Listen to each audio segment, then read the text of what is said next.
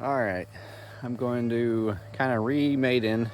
I didn't get a good footage of last time I flew this with the Walksnail. I was not informed on how the OSD overlay worked to record or to gather the recording with OSD overlay, so now I know that you got to use the Walksnail OSD overlay tool. So now I'm gonna actually attempt. I got my fan here keeping the Walksnail video transmitter cool, because it'll even actually overheat if it's just sitting on idle. Right now it's on low RF mode because it's not armed, and then it'll go up to 500 milliwatts once I'm armed. But the cool party trick is that I'm gonna try to use auto launch, iNav auto launch. So basically what you got to do is have it in the mode that you want to select after it gets done with auto launch. So I got in just acro mode. I might put it in angle mode actually, but then you put your auto launch flight mode on, put your throttle around 50 to 70%, and then you just throw the plane, and then it goes up in the air by itself, and you just kind of move the sticks to get out of it and move your flight mode off of auto launch, which I don't know if that's necessary or not, but yeah, enjoy.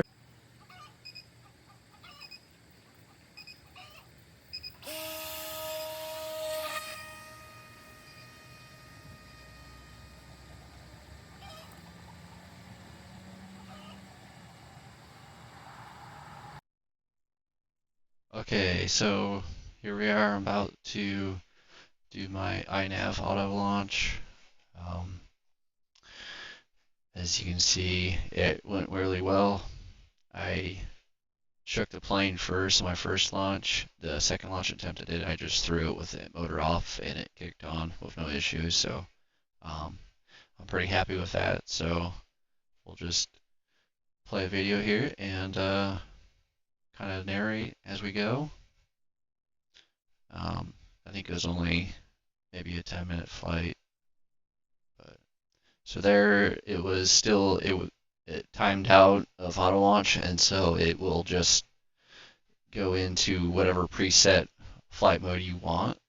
In this case, I had an angle mode, which is just auto leveling, and it won't necessarily keep altitude by itself, which I may add that flight mode. But yeah, it was really pretty solid. I noticed my goggles, it was kind of hard to see all the OSD characters on the sides. They were just really small. In this recording, they're much larger. So I I just don't know if that's the nature of the Fat Shark goggles. They're kind of older. They're only they're lower resolution. I think they're 720. They're Dominator V3s. Yeah, they're may get the Goggle X, Walksnail Goggle X in the future. There was just some alarms flashing because, altitude and distance and stuff. So I have recently already changed that. There I had some frame drops. You can see my bit rate. It's just the angle of the plane and how the orientation was. It is on 500 milliwatts, but this is stock antennas. So once I get some new antennas on my goggle side or ground station side, it'll be much better. As you can see, the Nano Goblin is very efficient. We're cruising 40. We're kind of tailwind and coming back to south or north, sorry. But you can see it's cruising at 5 to 6 amps at 45 miles an hour, which going into the wind, it'll probably be closer to 35, 30 miles an hour. It wasn't much wind today. I may change that feature. iNav has a kind of like a wind calculation feature, I guess. I might try without a pitot tube sensor.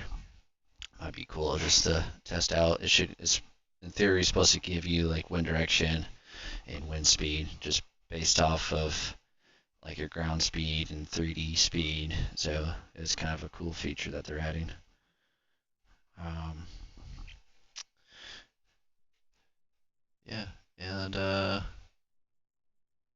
we're still sitting at, I don't know if the battery voltage needs to be calibrated in iNav. It may be close because I'm still on the throttle here, but I guess it came down with like 0.0 or 4.04 volts per cell. Of course, I'm on the throttle a little bit, but it is a very efficient plane and it's easy to throw. So far, if it's kind of windy, it really likes to bob around a lot, but you know, that's with any small plane.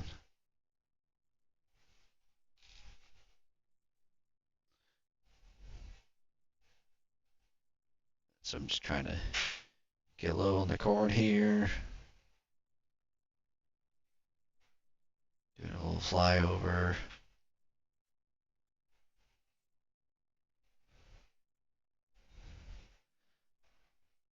A little closer than the road that I like to be, but it wasn't very busy. It's Saturday morning.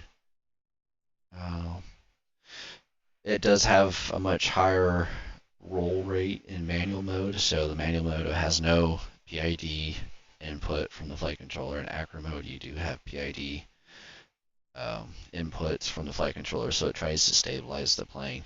So I noticed that the roll rate, when I did a roll there, wasn't as fast, which is expected, but I have servo auto trim continuously on, activated, it's turned on, and so it's basically, it won't let you should never manually trim your radio.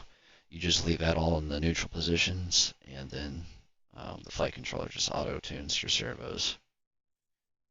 And you kind of get, I was kind of testing the trim here. You can see it's flying pretty level for not having any auto leveling activated. So this is just kind of straight. I can do barrel rolls in this mode, and there's no auto leveling feature, which is pretty nice. I was impressed. Here I'm testing return to home. This wasn't a fail-safe. It was just me activating return to home, just testing that out. Always should try that out. This is my first time running M10, the newer GPS modules. 6 years ago when I was flying planes, they didn't have the M10 modules, I don't think. I just recently heard about them. They picked up satellites pretty quick. You can see I got 20 satellites, which is more than enough.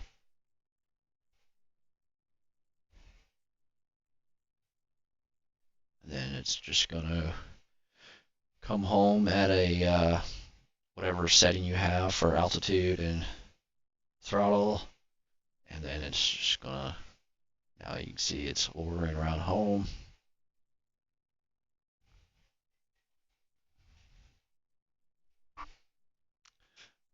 And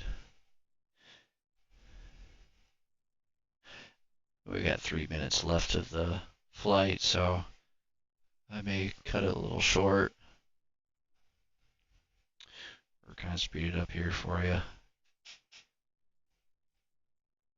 I just kind of go back out, still kind of just testing some more things. Let's return home again. And here comes the final approach.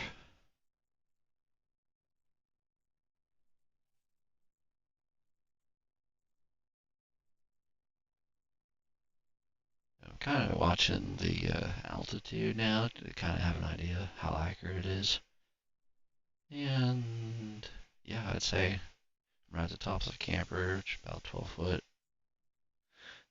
See, in that bobble, that's basically a stall for the Nano Goblin. A lot of flying planes still have that pitch oscillation, and so, but it's nice because here we'll go back to the after flight.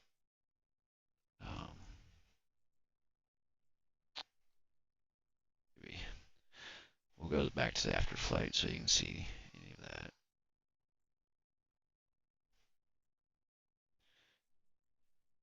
Well, that's, like I was saying, the Nano Goblin, it just, instead of doing like a tip stall with like a tailed plane, it just does that pitch oscillation, which is kind of nice when you're flying around, all of a sudden it starts bobbling. It's very, you can detect it. It's easy to feel that you're gonna start stalling, but it won't tip and fall. You can kind of either lead off some altitude and kind of gain some airspeed, or throttle will get you some more airspeed to recover your stall. Max current 17.2 amps. I don't think I hit full throttle, but it just goes to show how efficient the Nano Goblin is. We didn't get crazy on our max distance. Average efficiency 211 milliamp hours per mile. Trying to see, I don't have an average current amps.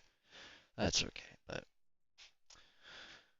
but yeah, here's the first flight recording I had, and I'm happy that I was able to figure out the on-screen display. Like I said, I was going to have another video.